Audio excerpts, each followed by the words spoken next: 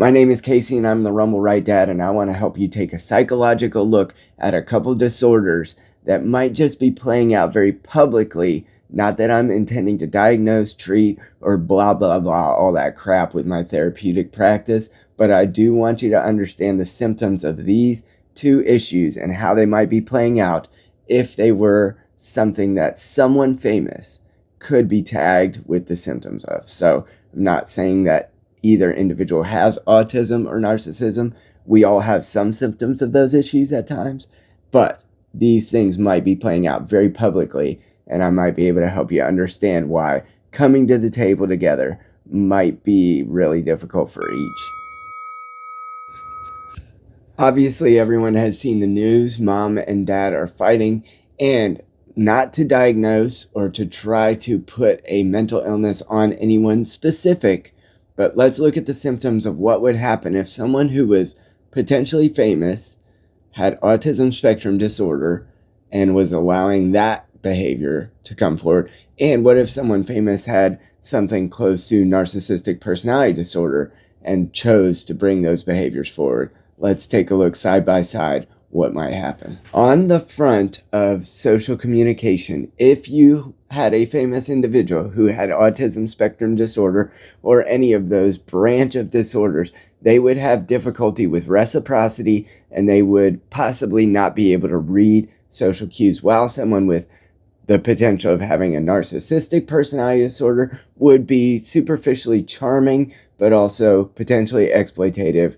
That's a starting place for this type of communication that may or may not be happening online right now. Now, in terms of empathy for others, somebody who might display a spectrum disorder might struggle with the ability to cognitively come about the idea of empathy, while somebody with narcissistic personality disorder or something aligning close to that might have deficits in emotional empathy. So they are actually not connecting with the feelings of others. And as you could see, if two people were at war that might have those deficits, it's going to be really difficult to have empathy for the other party for either one of them. Now, if someone might display some spectrum behaviors in terms of their relationships, they may struggle to maintain friendships.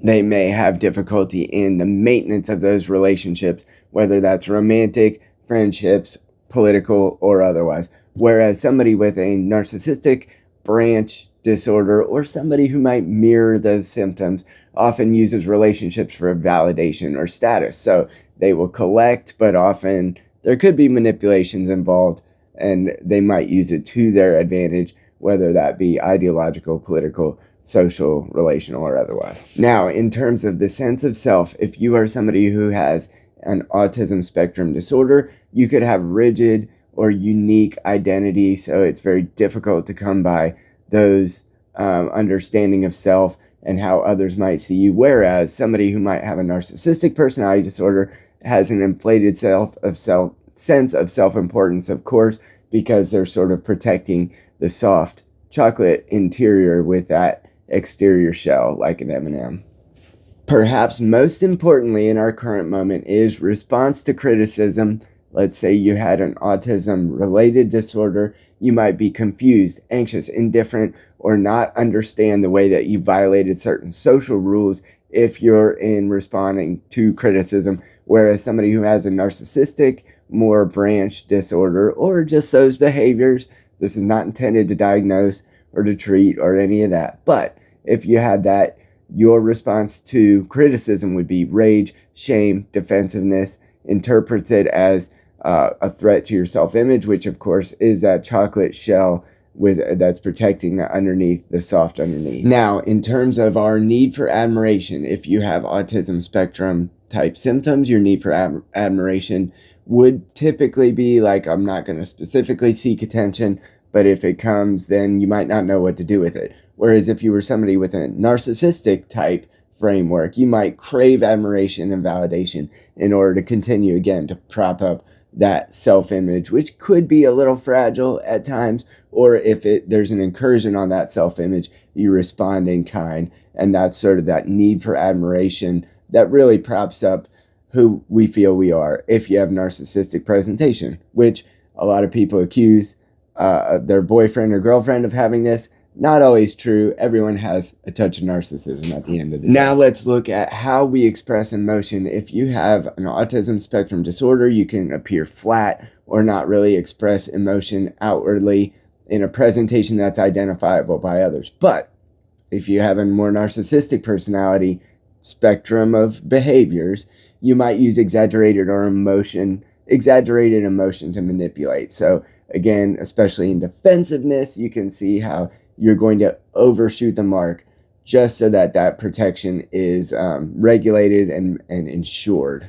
Now let's look at the side-by-side of manipulation. If you're on the autism side of things, you're going to do unintentional manipulation, or maybe it's not even really a present problem, but it can happen sort of incidentally or on accident. If you have more of a narcissistic presentation, you are going to use manipulation intentionally in order to get your goals met, and that can prop up that self-image. Now, in terms of how rigid an individual will be when they express either autism or narcissistic symptoms, the autistic individual or somebody who has that symptom picture will appear rigid and often unwavering in terms of routines or other ways that they sort of comfort themselves by having things in order and in place. And if it comes out of order, or even if there's like a stimulation like tactile, like a shirt that they don't find as comfortable, that can be a big issue that drops on them. So for somebody with narcissistic presentation, their rigidity and control comes over their desire to sort of manipulate others, as has been already covered, a big motivating factor so that they can protect their self-image. Most importantly, in our current situation, in the public discourse, what's happening is somebody who might have autism spectrum disorder symptoms is going to have an inability to connect with real empathy based on the fact that they might misunderstand people's social cues or understanding other people's feelings. Whereas somebody with a narcissistic presentation lacks empathy because it doesn't fit in how they are attempting to prop up their own self-image. So they sort of either dissuade themselves from caring, or they just don't care to begin with. They don't have the capacity to care. And so we might begin to see why these types of relationships that are playing out very publicly right now are fraught and possibly we're doomed to failure in some level. Hopefully mommy and daddy can make up. I respect both of them, and I actually think both have some claim to being right in this current issue. Maybe not with the personal attacks, but especially with wanting to control the financial deficits and crisis in our country, as well as wanting to pass legislation that were some of the promises that needed to be kept in the election in the first place. God bless them both. I hope we can all come back together and have family dinner on Sunday, and everybody will be singing Kumbaya.